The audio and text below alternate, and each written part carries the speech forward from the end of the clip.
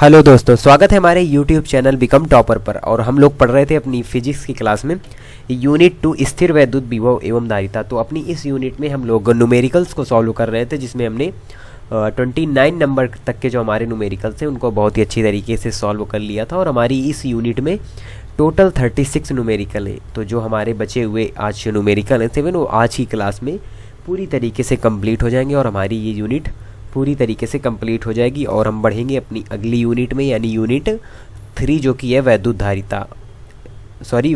धारा। यानी जो हमारी यूनिट 3 है वैद्युत धारा से रिलेटेड है और ये इलेक्ट्रोस्टैटिक का ही एक पार्ट होगा। हमने आपको पहले भी बताया कि जो हमारी यूनिट 1 है, यूनिट 2 है और यूनिट 3 है, तीनों आपस में कनेक्टेड है, क्योंकि एक में वैद्युत क्षेत्र की बात होती है, फिर वैद्युत विभव की बात होती है, फिर धारिता की बात होती है और फिर वैद्युत धारा की बात होती है।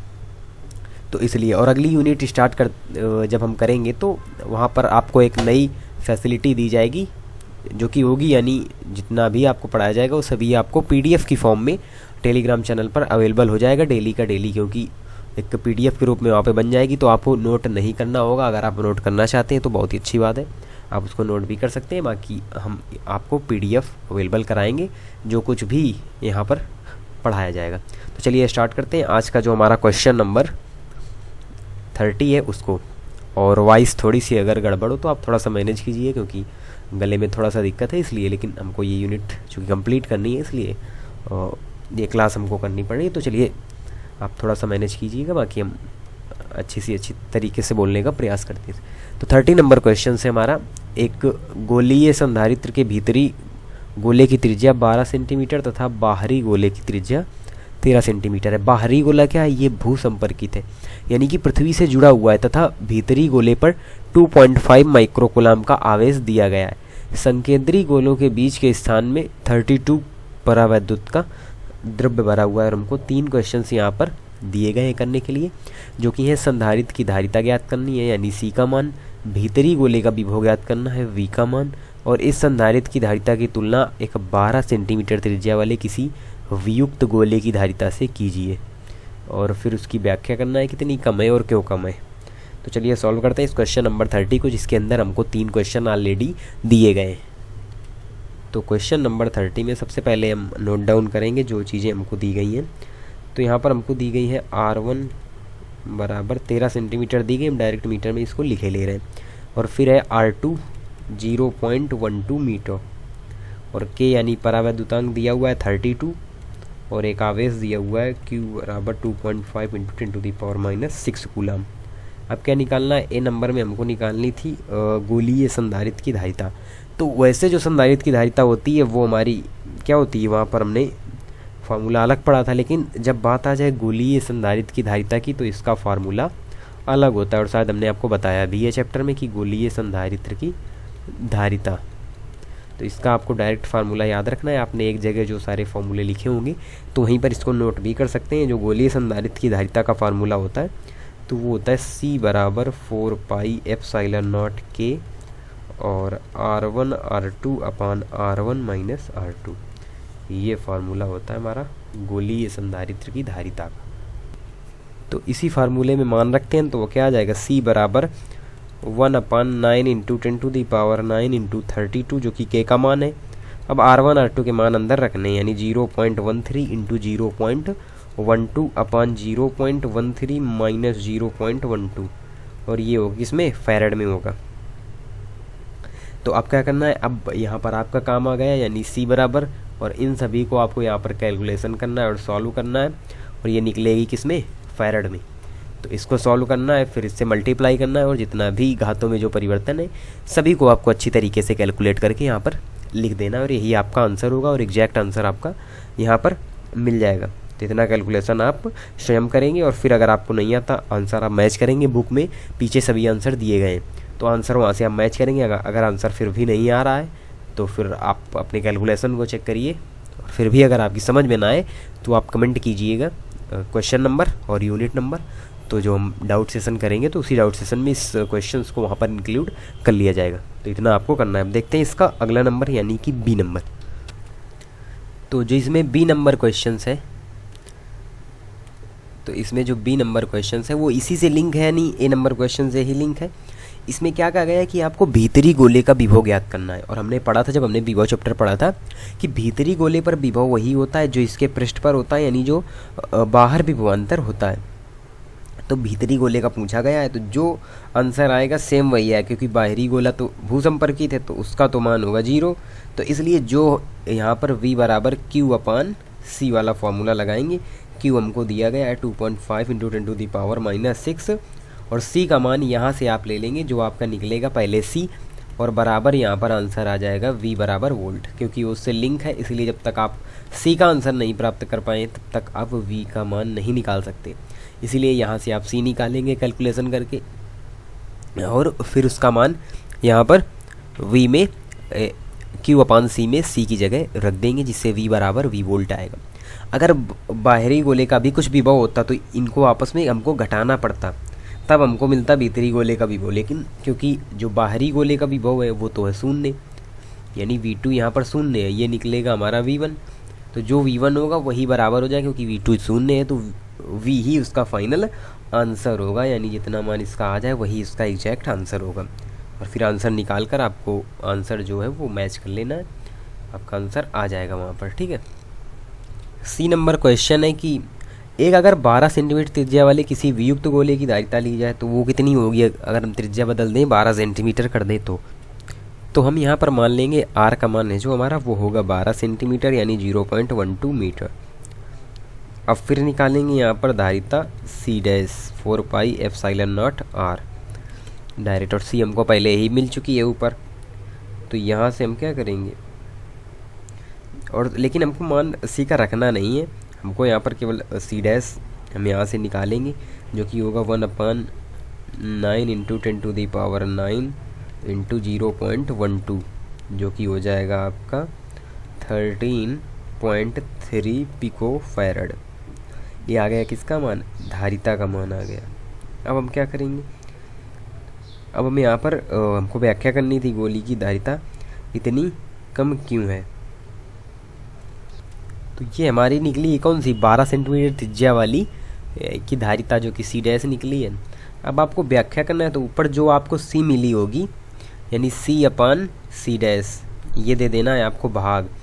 तो यहाँ पर जो आएगा उतने ही गुनी हो जाएगी नई वाली धारिता, यानी कि आपस में संबंध इनमें प्राप्त चल जाएगा, क्योंकि हमको एक नई सी मिली जो कि है सी डैश, और एक हमारी ऊपर धारिता जो हमने निकाली थी, तो वो दोनों के आपस में क्या कर देना है, तुलना कर देना है, तो ये आ जाएगा। तो ये सभी मान आपको कैलकुलेट करके निकाल लेने। अब चलिए बढ़ते हैं अगले क्वेश्चन की ओर। तो जिसमें लगभग आधे सवाल न्यूमेरिकली वैल्यू पर बेस्ड है, और कुछ सवाल इसमें थ्योरेटिकल भी दिए गए हैं, तो उनको भी हम आपको समझाएंगे। तो चलिए देखते हैं अगला नंबर 31। अब देखिए जो 31 नंबर क्वेश्चन है, तो इसमें देखिए कितने सारे क्वेश्चंस दिए हुए हैं, यानी 6 क्वेश्चंस दिए गए हैं। तो इनको सब ज़्यादातर थ्योरेटिकल इसमें, तो सभी को थोड़ा थोड़ा समझते हुए चलना है। तो सबसे पहले ए नंबर देखते हैं। 2 बड़े चालक गोले जिन पर आवेश Q1 व Q2 एक दूसरे के समीप लाए जाते हैं, क्या इनके बीच स्थिर वैद्युत बल का परिणाम तथ्यता ये होगा, यानी ये क्या है, कूलाम का नियम है। तो कह रहा है क्या कूलाम का नियम फॉलो करेगा अगर 2 गोले हैं जिन पर आवेश Q1 Q2 एक दूसरे के समीप लाए जाते हैं। तो इसमें केवल और केवल छोटी सी बात है, आप स्वयं ही जान जाएंगे कि जब दोनों गोले एक दूसरे से बहुत अधिक दूरी पर होंगे तभी वे बिंदु आवेश की भांति करेंगे। और जो कूलाम का नियम होता है, जो कूलाम लॉ होता है, वो सिर्फ और सिर्फ किसके लिए लागू होता है, बिंदु आवेशों के लिए। बिंदु आवेशों के लिए सिर्फ और सिर्फ लागू होता है जो कूलाम का नियम होता है, उसी के लिए सत्य माना जाता है। और अगर हम गोलों को समीप लाएंगे, यहाँ पर हम गोलों क्या कर रहे हैं, गोलों को अगर हम एक दूसरे के समीप लाएंगे तो वहाँ पर कूलाम का नियम लागू नहीं होगा। इसीलिए जो इनके बीच स्थिर वैद्युत बल का परिमाण है ये नहीं होगा। यानी जो प्रश्न पूछा जा रहा है क्या इनके बीच स्थिर वैद्युत बल का परिणाम ये होगा, तो नहीं होगा। क्यों नहीं होगा, कारण आपको बताना है कि दोनों गोले एक दूसरे से बहुत अधिक दूरी पर होंगे तभी वे बिंदु आवेश की तरह कार्य करेंगे। और कूलाम का नियम है वो केवल और केवल बिंदु आवेशों के लिए सत्य माना जाता है। इसीलिए अगर वो एक दूसरे के समीप लाए जाते हैं तो उनके बीच कूलाम का नियम लागू नहीं होगा। इसीलिए ये जो यानी आप यही कारण देते हुए यहाँ पर बताएंगे कि Q1 Q2/4πε0 r² नहीं होगा। चलिए देखते हैं इसमें B number question. B number question कह रहा है कि यदि कूलाम के नियम में 1/r³ निर्भरता का समावेश हो 1/r², सामान्य जो कूलाम का नियम होता है उसमें तो अपान में 1/r² होता है, आपको पता है, आप पढ़ चुके हैं पहले भी। तो यहाँ पर क्वेश्चन केवल इतना पूछा जा रहा है कि अगर हम 1/r² की जगह क्या 1 अगर हम r³ कर दें तो क्या गॉस का नियम अभी भी सत्य होगा? वैसे सत्य होता है, किसके लिए सत्य होता है? कूलाम के नियम के लिए सत्य होता है। गॉस का जो नियम होता है कूलाम के नियम पर ही डिपेंड होता है। तो इसलिए कह रहे हैं कि अगर 1/r² की जगह अगर हम 1/r³ कर दें तब क्या गॉस का नियम लागू होगा? तो इसका आंसर है कि नहीं, ऐसा बिल्कुल भी नहीं होगा। और क्यों नहीं होगा? क्योंकि जो गॉस का नियम है वो कूलाम के नियम पर निर्भर है और कूलाम का नियम में 1/r² होता है, ना कि 1/r³। इसीलिए कूलाम के नियम में अगर निर्भरता 1/r³ की हो गई तो वहाँ पर जो गॉस का नियम है वो लागू नहीं होगा, सत्य नहीं होगा। सीधा सा इसका कारण है। आपको लिखना है अगर ये क्वेश्चन आ जाए कि जो गॉस का नियम है वो कूलाम के नियम पर ही डिपेंड होता है, उसी पर निर्भर करता है, तो जब तक कूलाम का नियम सही नहीं होगा तो वहाँ पर गॉस का नियम लागू नहीं होगा। तो कूलाम का नियम में क्या होता है 1/r² होता है, इसीलिए गॉस का नियम लागू नहीं होगा। देखते हैं क्वेश्चन नंबर 3 को। तो क्वेश्चन नंबर सी है, जो स्थिर विद्युत क्षेत्र विन्यास में एक छोटा परीक्षण आवेश किसी बिंदु पर विराम में छोड़ा जाता है, तो क्या उस बिंदु से होकर जाने वाली क्षेत्र रेखा के अनुदिश चलेगा? तो नहीं। यदि क्षेत्र रेखा एक सरल रेखा है केवल तभी ही परीक्षण आवेश क्षेत्र रेखा के अनुदिश चलेगा। यानी क्षेत्र रेखा क्या होना जरूरी है? सरल रेखा। अगर सरल रेखा होगा तभी जो ये बिंदु है क्षेत्र रेखा के अनुदिश चलेगा। तो ये भी यहाँ पर हमको नहीं मिला। फिर देखते हैं आगे क्वेश्चन नंबर डी। तो डी नंबर क्वेश्चन कह रहा है इलेक्ट्रॉन द्वारा एक वृत्तीय कक्षा पूरी करने में नाभिक के क्षेत्र द्वारा किया गया कार्य कितना होता है? यदि कक्षा दीर्घवृत्ताकार हो तो क्या होगा? तो देखिए एक वृत्तीय कक्षा है, अगर इलेक्ट्रॉन के द्वारा एक वृत्तीय कक्षा में पूरी करने में नाभिक के क्षेत्र द्वारा कितना कार्य किया जाता है? तो ये देखिए एक सर्किल बन गया, यानी कि ये पूरी तरह से बंद हो गया। और हमने क्या पढ़ा है कि स्थिर विद्युत क्षेत्र में बिंदु आवेश के बंद वक्र पर चलाने में किया गया कार्य हमेशा क्या होता है? हमेशा शून्य होता है। यानी ये कार्य क्या होगा? शून्य होगा, क्योंकि ये कैसा है? बंद वक्र है। और स्थिर विद्युत की ये विशेषता होती है कि अगर वक्र बंद है तो वहाँ पर जो किया गया कार्य होगा W होगा वो क्या होगा? वो हमेशा शून्य ही होगा। और कह रहा है अगर कक्षा क्या हो? दीर्घवृत्ताकार हो तो क्या होगा? तो अगर दीर्घवृत्ताकार हो तो दीर्घवृत्त कैसे बनता है? दीर्घवृत्त ऐसे बनता है। तो पृष्ठ तो तब भी बंद है ना, तो इसलिए इस कंडीशन में भी जो मान होगा वो शून्य ही होगा। यानी इसका एग्जैक्ट आंसर है शून्य, चाहे वो वृत्तीय हो या दीर्घवृत्ताकार हो। चलिए बढ़ते हैं जो क्वेश्चन नंबर ई की ओर। क्वेश्चन नंबर ई कह रहा है हमें ज्ञात है कि एक आवेशी चालक के पृष्ठ के आर पर विद्युत क्षेत्र असंतत होता है, क्या वहाँ विद्युत विभव भी असंतत होता है? तो ऐसा बिल्कुल भी नहीं है। चालक की पूरी सतह पर विद्युत विभव क्या होता है? सतत होता है। यानी विद्युत हम ये तो जानते हैं कि आवेशी चालक के अगर पृष्ठ के आर पार जो विद्युत क्षेत्र होता है वो असंतत होता है। अब कैसे कोई आवेशित चालक है, तो जैसे कोई आवेशित चालक है तो उसके अंदर जो होता है वो E = 0 होता है, लेकिन बाहर क्या होता है? कोई ना कोई इलेक्ट्रिक फील्ड होता है वहाँ पर। लेकिन विभव के केस में क्या होता है कि विभव के केस में जो पृष्ठ में विभव होगा वही विभव उसके अंदर होगा, तो यानी विद्युत विभव भी असंतत होगा। तो ऐसा बिल्कुल नहीं, विभव हमेशा क्या होता है? विभव हमेशा सतत रहता है। यानी किसी आवेशित चालक के पृष्ठ पर विभव हमेशा सतत रहता है। अब देखते हैं यहीं पर क्वेश्चन नंबर जो एफ है, किसी एकल चालक की धारिता से आपका क्या अभिप्राय है? तो देखिए जो हमने धारिता पढ़ी उसमें 2 प्लेटें होती हैं, 2 प्लेटें ऐसी हुई धारिता में, तो दोनों में आवेश होता है ना। और अगर जब बात करते हैं हम एकल चालक की धारिता, तो ये वाली जो इसकी दूसरी प्लेट होती है ये कहाँ पर होती है? ये होती है अनंत पर, तो केवल एक पर ही आवेश रहता है, इसीलिए इसे कहते हैं एकल चालक की धारिता। एकल चालक की धारिता इसीलिए इसको कहा जाता है। अब इसी में देखते हैं जो क्वेश्चन नंबर जी है।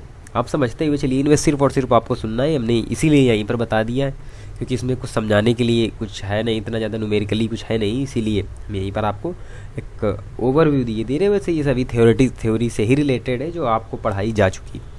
तो जी नंबर क्वेश्चन है, एक संभावित उत्तर की कल्पना कीजिए कि पानी का परावैद्युतांक 80 होता है जबकि अभ्रक का 6 होता है। तो ये अधिक क्यों होता है पानी का?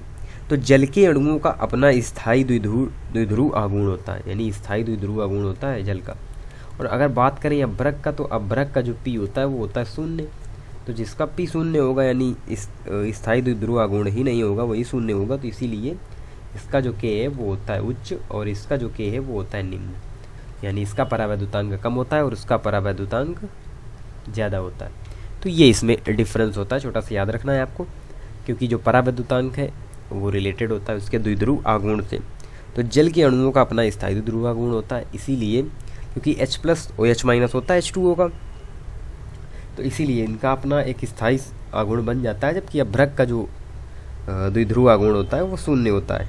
तो यही कारण होता है कि उसका परावैद्युतांक निम्न होता है और जल का परावैद्युतांक उच्च होता है। अब देखते हैं क्वेश्चन नंबर 32। क्वेश्चन नंबर 32 है, एक बेलनाकार संधारित्र में 15 सेंटीमीटर लंबाई और त्रिज्याएं 2 दी हुई हैं और बाहरी बेलन भूसंपर्कित है। भीतरी बेलन को 3.5 माइक्रो कूलाम का आवेश दिया गया। निकाय की धारिता और भीतरी बेलन का विभव ज्ञात कीजिए। अंत्य प्रभाव की उपेक्षा कर सकते हैं, ये तो C का मान और भीतरी गोले पर V का मान, दो चीज़ें हमको निकालनी है। तो चलिए सॉल्व करते हैं क्वेश्चन नंबर 32 को। तो देखते हैं क्वेश्चन नंबर 32। तो क्वेश्चन नंबर 32 में इसमें बेलनाकार संधारित्र की धारिता पूछी गई है और आपको ध्यान रखना है कि जब संधारित्र रेखीय अलग अलग स्थितियों में जो संधारित्र की धारिता है अलग अलग होती है। जैसे अभी हमने जस्ट पीछे वाले सवाल में, यानी जो हमने शुरू में सवाल पढ़ाया था तो उसमें जो न्यूमेरिकल्स पढ़ाया था तो उसमें गोलीय संधारित्र की धारिता थी, तो वहाँ पर देखिए अलग फार्मूला लग रहा था। तो ये फार्मूले आपको एक जगह नोट कर लेने, क्योंकि कुछ चीज़ें हमारी यूनिट में नहीं है, चैप्टर में नहीं है, लेकिन न्यूमेरिकल्स में अलग से नए जो फार्मूले हैं उनका यूज किया गया है। तो इनको आपको उसी फार्मूले में ऐड कर लेना, एक जगह सभी फार्मूले लिख लेने हैं, जिससे अगर कोई क्वेश्चन आता है नए फार्मूला से रिलेटेड तो वो आपको आता हो। इसलिए तो चलिए सबसे पहले नोट करते हैं फार्मूला इसका, जो कि आपको नोट करना है। बेलनाकार संधारित्र की धारिता क्या होती है? तो बेलनाकार संधारित्र की धारिता ये होती है C बराबर 2 पाई एप्सिलॉन नॉट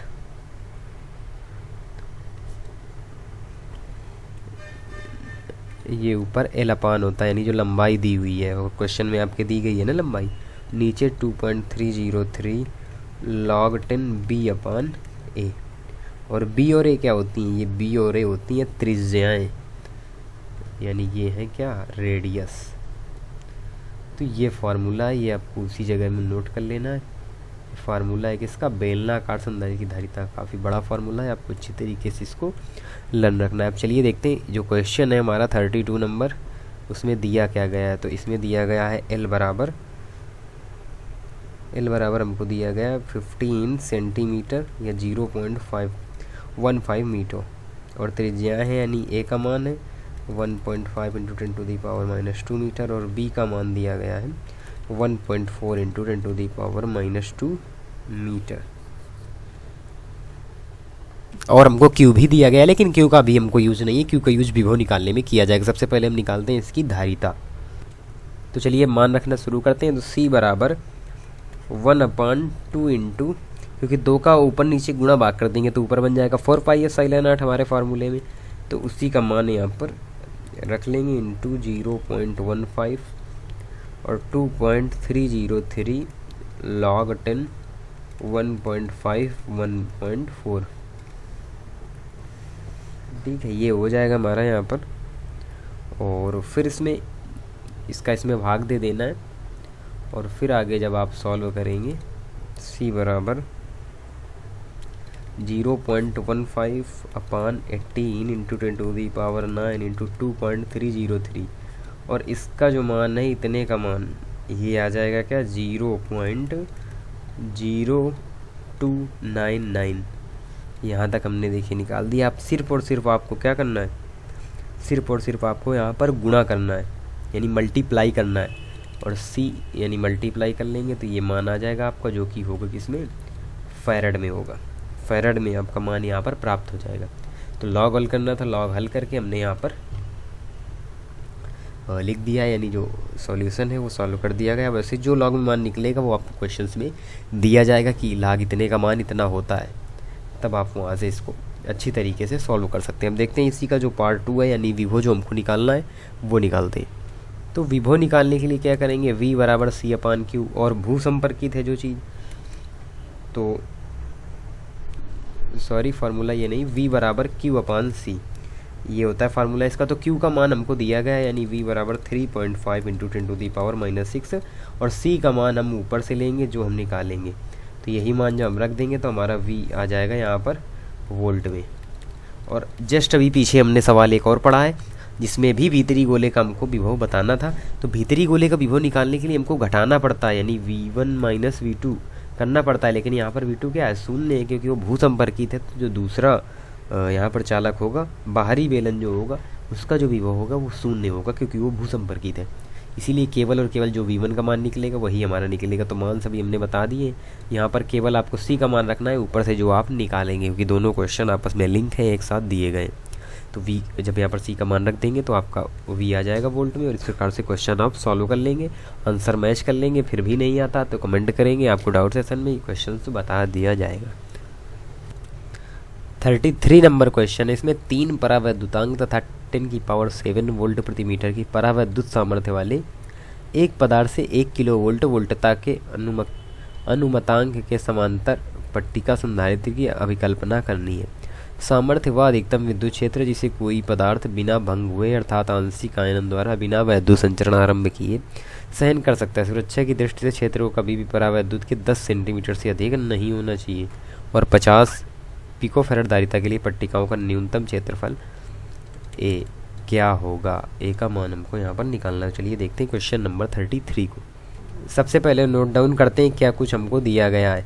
यानी के का मान 3 दिया गया है, परावैद्युत सामर्थ्य दी गई है 10⁻7 वोल्ट प्रति मीटर, और सी का मान धारिता का मान 500 पिकोफैराड दिया गया है। वी का मान 1000 वोल्ट दिया गया है, और जो क्षेत्रफल है ए का मान हमको निकालना है।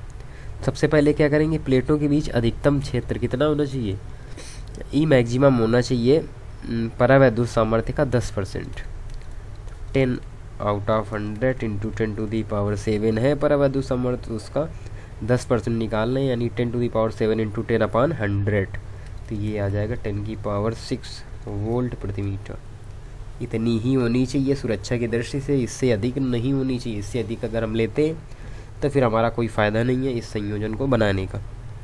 तो ई मैक्सिमम का मान आ गया। अब क्या है, प्लेटों के बीच की दूरी, ई मैक्सिमम बराबर V/D वाला फार्मूला हम लगाएंगे। हमको V भी पता है, ई मैक्सिमम भी पता है, तो हमको यहाँ से मिलेगा क्या, D का मान, D बराबर V/E मैक्सिमम। तो D बराबर आ जाएगा 1000/E मैक्सिमम का मान क्या, 10⁻6। तो यानी D का मान हमको क्या मिलेगा, D का मान मिलेगा 10⁻³ मीटर। ये हमको मिला D का मान। अब जब हमको D मिल गया तो हम सीधे से यहाँ पर फार्मूला लगा देंगे, C बराबर ε0 के ε0 A/D वाला। तो यहाँ से जो A आएगा वो क्या आ जाएगा, A आ जाएगा CD/K ε0, और इसी में मान रख देना है। C का मान दिया गया है 50 इंटू 10⁻12 इंटू 10⁻3। D का मान हो गया, नीचे K का मान भी दिया हुआ है 3 इंटू 8.8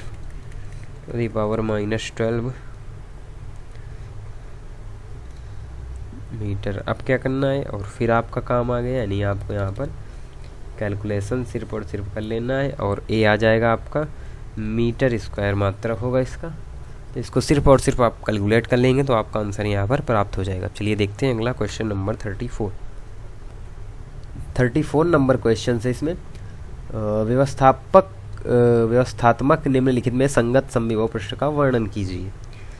तो इसमें क्या करना है, जेड दिशा में अचर विद्युत क्षेत्र, जेड दिशा में अचर विद्युत क्षेत्र है। तो इसका क्या मतलब हुआ, एक्स वाई समतल के समांतर समतल हमको लेना है। एक्स वाई समतल के जब हम समांतर समतल लेंगे तो वही जेड दिशा में अचर विद्युत क्षेत्र के रूप में कार्य करेगा। दूसरा क्वेश्चन क्या है, बी नंबर, एक क्षेत्र जो एक समान रूप से बढ़ता है परंतु एक ही दिशा में, ऐसा मानते हैं कि वो अगर जेड दिशा में रहता है एक समान रूप में बढ़ता हुआ, तो इसका क्या मतलब है, तो जो समविभव पृष्ठ होगा, इस स्थिति में समविभव पृष्ठ होगा वो एक्स वाई समतल के समांतर होगा। ये हम यहाँ पर बनाए ले रहे हैं कार्तीय तल, कार्टेशियन प्लेन। ये हुआ वाई अक्ष, एक्स अक्ष और जेड अक्ष। तो इसी में आपको समतल समझना है कि जो समविभव पृष्ठ होगा, अगर हम जेड दिशा में लेते हैं क्या एक समान रूप से, वह क्षेत्र जो एक समान रूप से बढ़ता है एक ही दिशा में यानी जेड दिशा में बढ़ रहा है, तो जो समविभव पृष्ठ होगा एक्स वाई तल के समांतर होगा। तो ये है हमारा एक्स वाई तल, इसी के समांतर होगा, तो समांतर है यहाँ पर समविभव पृष्ठ। परंतु बढ़ते क्षेत्र के साथ भिन्न भिन्न नियत विभव वाले समतल एक दूसरे के समीप होते जाएंगे, ये यहाँ पर निकला। फिर तीसरा क्वेश्चन क्या है, मूल बिंदु पर कोई एकल धनावेश है, तब समविभव पृष्ठ क्या होगा, संकेंद्रीय गोले जिनके केंद्र मूल बिंदु पर हो, वहाँ पर होगा समविभव पृष्ठ। यानी समविभव पृष्ठ बताना हमको अलग अलग स्थितियों में। तो एक समतल में समान दूरी पर समांतर लंबे आवेशित तारों से बने एक समान जाल में समविभव पृष्ठ क्या होगा, वो होगा ग्रिड के समीप होगा समविभव पृष्ठ। समविभव पृष्ठ का मतलब क्या है, ऐसा पृष्ठ जहाँ पर जो विभव का मान है वो शून्य हो, और समविभव पृष्ठों की आकृति समय के साथ बदलेगी, परंतु ग्रिड से दूर जाने पर समविभव पृष्ठ ग्रिड के अधिकाधिक समांतर होते जाएंगे। तो यहाँ पर समविभव पृष्ठ की स्थिति बतानी थी अलग अलग केस में। अब चलिए देखते हैं आगे क्वेश्चन नंबर जो हमारा है 35, उसको क्वेश्चन नंबर 35 है, R1 त्रिज्या और Q1 आवेश वाला एक छोटा गोला है, R2 त्रिज्या और Q2 आवेश के गोलीय खोल से घिरा है। इसका क्या मतलब है, एक ये गोला है और एक ये गोला है, तो इसकी त्रिज्या क्या है, R1 त्रिज्या का गोला है, Q1 आवेश है, एक छोटा गोला है, और R2 त्रिज्या और Q2, तो इसकी जो त्रिज्या है R2 त्रिज्या है और इसका जो मान है Q2, आवेश के गोली खोल से घिरा। दर्शाइए कि यदि Q1 धनात्मक है तो आवश्यक रूप से आवेश गोले के खोल की तरफ ही प्रभावित होगा, चाहे खोल पर आवेश Q2 कुछ भी हो। इसका क्या मतलब है यहाँ पर, तो इसका ये मतलब है कि जो चालक का संपूर्ण आवेश है उसके पृष्ठ पर रहता है। हमने क्या पढ़ा है अभी तक, जो किसी चालक का आवेश होता है वो यहाँ पर रहता है, उसके पृष्ठ पर रहता है, ना कि अंदर। यानी कि जो चालक का आवेश होता है सभी उसके ऊपर ही रहता है, ऊपर ही केंद्रित है, यानी पृष्ठ पर होता है गोले के, ना कि उसके अंदर। तो जैसे ही हम दोनों गोलों को एक तार द्वारा जोड़ेंगे, यानी जैसे ही इन गोलों को चालक तार द्वारा जोड़ा जाएगा तो क्या होगा, जैसे ही जोड़ेंगे तो अंदर वाले छोटे गोलों को संपूर्ण आवेश तार से होकर बाहरी खोल की ओर प्रभावित हो जाएगा, यानी इसका जो भी आवेश है सभी बाहर आ जाएगा और इसमें पृष्ठ में फैल जाएगा। चलिए देखते हैं आगे क्वेश्चन नंबर 36। क्वेश्चन नंबर 36 क्या है, पृथ्वी के पृष्ठ के सापेक्ष वायुमंडल की ऊपरी परत लगभग 400 किलोवोल्ट पर, जिसके संगत विद्युत क्षेत्र ऊंचाई बढ़ने के साथ कम होता है। पृथ्वी के पृष्ठ के समीप विद्युत क्षेत्र लगभग 100 वोल्ट प्रति मीटर है, तब फिर जब हम घर से बाहर खुले में जाते हैं तो हमें विद्युत आघात क्यों नहीं लगता। घर को लोहे का पिंजरा मान लीजिए, तो इसके अंदर कोई विद्युत क्षेत्र नहीं है। एक व्यक्ति शाम के समय अपने घर के बाहर 2 मीटर ऊंचा अवरोधी पट्ट रखता है, जिसके शिखर पर 1 मीटर स्क्वायर क्षेत्रफल की बड़ी एल्यूमिनियम की चादर है। अगली सुबह या वह यदि धातु की चादर को छूता है तो उसे विद्युत आघात लगेगा। तो 2 क्वेश्चन हैं हमको बताने हैं, चलिए देखते हैं इन क्वेश्चन। तो ऐसा इसलिए होता है क्योंकि हमारा जो शरीर है और जो पृथ्वी के समान विभव पर रहने के कारण हमारे शरीर से होकर कोई विद्युत धारा प्रवाहित नहीं होती। जैसे जो पृथ्वी का विभव होता है जितना उतना ही हमारे शरीर का विभव हो जाता है, जो समान रहने के कारण ही हमारे शरीर से होकर कोई विद्युत धारा प्रवाहित नहीं होती और हमको इसीलिए विद्युत आघात नहीं लगता।